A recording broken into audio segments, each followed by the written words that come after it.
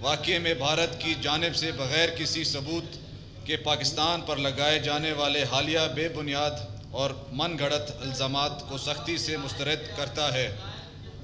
جن کا مقصد پاکستان کو نہ صرف عالمی سطح پر بدنام کرنا ہے بلکہ خطے میں امن و استحکام کو بھی خطرے میں ڈالنا ہے۔ یہ ایوان واضح کرتا ہے کہ پاکستان ایک پرامن ملک ہے جو ہمیشہ علاقے میں امن، ہم آہنگی اور باہمی احترام کے اصولوں پر یقین رکھتا ہے، تاہم پاکستان اپنی خود مختاری، سلامتی اور قومی مفادات کے تحفظ کے لیے کسی بھی قربانی کے دریغ نہیں کرے گا۔ یہ ایوان بھارتی حکومت کی جانب پہلگام میں ہونے والے واقعے میں پاکستان کو جوڑنے کی کوششوں کی بھرپور الفاظ میں مذمت کرتا ہے اور ان الزامات کو سیاسی مقاصد کے لیے بدنیتی، پر مبنی جال قرار دیتا ہے۔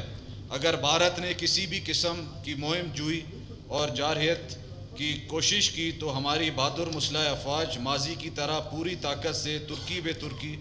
منہ توڑ جواب دے گی، اور کسی بھی جوابی کارروائی کے دوران پورا ملک خصوصاً بلوچستان کے غیور عوام اپنے بہادر مسلح افواج کی شانہ بشانہ کھڑی ہیں۔ یہ ایوان اس بات پر زور دیتا ہے کہ بھارت نے ماضی میں بھی داخلی ناکامیوں اور سیاسی دباؤ سے توجہ ہٹانے کے لیے ایسے ہی ہتھ کنڈے استعمال کیے ہیں اور جاری مہم بھی اسی سلسلے کی ایک کڑی ہے۔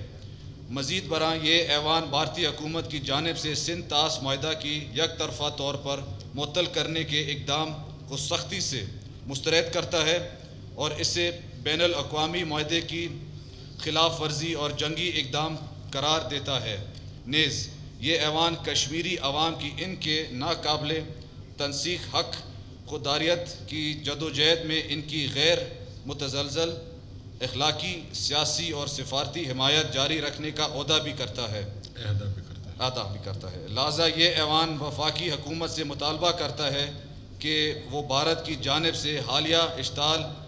انگیز اقدامات اور مختلف ممالک بشمول پاکستان کی سرزمین پر دہشت گردی کی کارروائیوں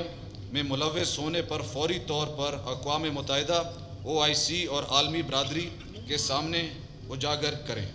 جو واقعہ ہوا ہے پہلگام اور اس کے بعد جو سیاسی